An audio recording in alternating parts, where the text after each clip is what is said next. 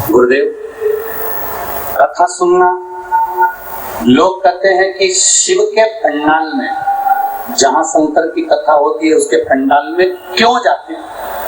मैं बता सकती हूँ कि शंकर के पंडाल में केवल बैठकर विनती करने से क्या मिलता है। हर हर आप कहते हो ना गुरुजी, हेलीपैड पर हेलीकॉप्टर उतरता है, जहाँ शिव पुराण होती है वहाँ महादेव उतरता है, ये सत्य है।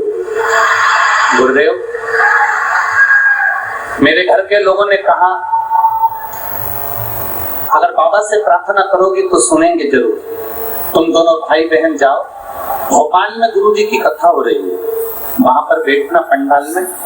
गुरुजी, हम 5 दिन की कथा में नहीं पहुंचे, आखिरी दिन आप कहते हो ना गुरुदेव कि मेहमान जाते हैं तो जाते समय कुछ ना कुछ देकर जाते हैं, आखिरी दिन आप कहते हो ना कि भगवान कुछ ना कुछ देकर जाता है। हम तो आपसे भी कहेंगे, कल कथा का समय दोपहर में 1 बजे नहीं रहेगा, कल कथा का समय पंडाल में सुबह 9 बजे से 12 बजे तक रहेगा।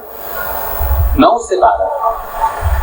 पतियों से कह दो, परिवार वालों से कह दो, बच्चों से कह दो कि कथा में कल चलना है, आखिरी दिन की सुनना है। जाते जाते भोलेनाथ क्या देकर चले जाएगा ये तुम्हें बाद में मालूम पड़ेगा।